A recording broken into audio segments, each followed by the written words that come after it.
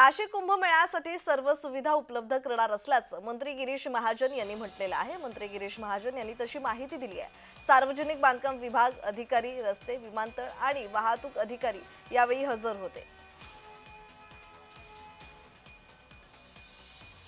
नाशिकच्या कुंभमेळ्यासाठी आता जय्यत तयारी करण्यात येते। बैठकांवर बैठका होत आहेत आणि याच नाशिक कुंभमेळ्यासाठी बैठक पार पडली होती आणि नाशिक कुंभमेळ्यासाठी सर्व सुविधा उपलब्ध करणार असल्याचं गिरीश महाजन यांनी म्हटलेलं आहे। मंत्री गिरीश महाजन यांनी तशी माहिती दिली आणि या बैठकीला सार्वजनिक बांधकाम विभाग अधिकारी, त्याचबरोबर रस्ते, विमानतळ आणि वाहतूक अधिकारी हजर असल्याची माहिती मिळते। नाशिक कुंभमेळ्याच्या नियोजनासाठी नाशिकमधली एक टीम प्रयागराजमध्ये पोहोचली होती। प्रयागराजमध्ये महाकुंभमेळ्याचं आयोजन करण्यात आलं होतं। तिथलं नियोजन कसं आहे, त्या प्रकारे नाशिकमध्ये नियोजन कसं करता येईल या सर्वाचा आढावा घेण्यात आला यावेळी आणि त्यानंतर जो आढावा घेण्यात आला त्या संदर्भात या बैठकीत माहिती देण्यात आली होती।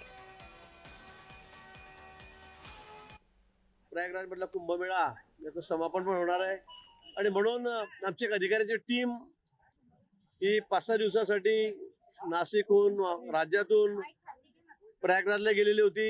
तिथे सर्व माहिती त्यांनी घेतली, सगळं नियोजन त्या ठिकाणी बघितलं, गर्दीचं नियोजन बघितलं। नाशिकलाही गेल्या वेळेपेक्षा या वेळेला तिप्पट चौपट गर्दी या ठिकाणी राहणार आहे आणि म्हणून सर्व सोयी सुविधा देण्याचा प्रयत्न आम्ही करत आहोत। कुठे स्टॅम्पेड होणार नाही, कुठे लोटालोटी होणार नाही, चेंगराचेंगरी होणार नाही, कुठे त्यातून घातपात होणार नाही, याची काळजी आम्ही सर्वजण त्या ठिकाणी घेत आहोत। कुंभमेळ्यासाठी कशा प्रकारे नियोजन करता येईल पाहूयात। गेल्या कुंभापेक्षा 5 पट गर्दी होण्याची शक्यता वर्तवण्यात आली आहे। त्यानुसार गर्दीचं नियोजन करता येणार आहे। अधिकाऱ्यांकडून व्यवस्थेचं सादरीकरण करण्यात आलंय। कुंभ प्राधिकरण स्थापन करण्यात येणार आहे। त्याचबरोबर अधिवेशनात कायदा आणण्याचा प्रयत्न करणार असल्याची माहिती मिळते। एआयचा वापर करण्याचा विचारही केला जाणार आहे।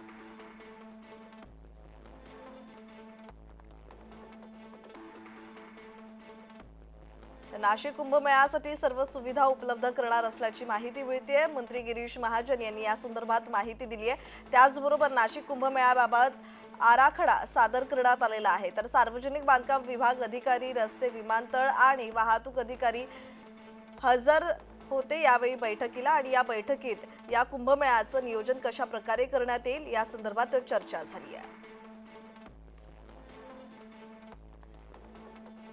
आणि या संदर्भात अधिकची माहिती देत आहेत आमचे प्रतिनिधी किरण गोटूर। किरण, नाशिकमध्येही कुंभमेळ्याचं आयोजन करण्यात येणार आहे आणि त्यासाठी नाशिकची एक टीम प्रयागराजमध्ये गेली होती आणि प्रयागराजमधल्या कुंभमेळ्याचं, महाकुंभमेळ्याचं संपूर्ण नियोजन कशा प्रकारे करण्यात आलेलं आहे त्याचा आढावा घेतला गेला आणि काल या बैठकीत या संपूर्ण आढाव्याबाबत चर्चाही झालेली आहे। या संदर्भात अधिकची माहिती।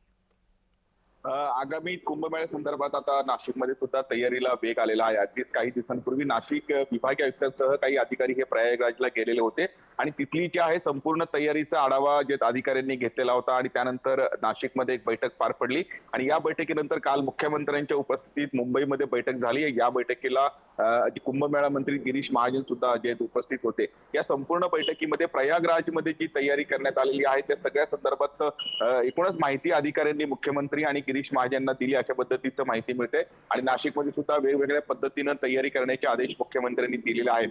त्यामध्ये प्रामुख्याने नाशिक त्र्यंबकेश्वर जो रस्ता असेल तो मोठा करण्याचा आणि त्याच पद्धतीने नाशिकमधले जे रिंग रोड्स आहेत ते मोठे करण्याचे सुद्धा आदेश हे मुख्यमंत्र्यांनी दिल्याचं आपल्याला बघायला मिळतंय। फक्त रस्तेच नव्हे, वेगवेगळ्या ज्या उपाययोजना असतील या सगळ्या संदर्भात तातडीने हे नियोजन करून कामाला लागा अशा पद्धतीचे आदेश मुख्यमंत्र्यांनी दिलेले आहेत आणि लवकरच नाशिक जिल्ह्यातले जे लोकप्रतिनिधी असतील, मंत्री असतील, या सगळ्यांसोबत एक बैठक घेऊ, एक अशाही पद्धतीचं जे माहिती आहे ते मुख्यमंत्री गिरीश महाजन यांनी दिलेली आहे। त्यामुळे एकूणच आता प्रयागराजच्या कुंभमेळ्यानंतर नाशिकमध्ये आगामी काळात जो कुंभमेळा होणार आहे त्या सगळ्या संदर्भात तयारीला वेग आल्याचं आपल्याला बघायला मिळत आहे। जी जी जी पाहायला गेलं तर गिरीश महाजनांनी पत्रकार माध्यमांशी बोलताना म्हटलेलं होतं की 3 पट जास्त खरं तर गर्दी नाशिकमध्ये होईल कुंभमेळ्याच्या पार्श्वभूमीवर आणि दुसरं म्हणजे एआयचा सुद्धा वापर केला जाणार आहे।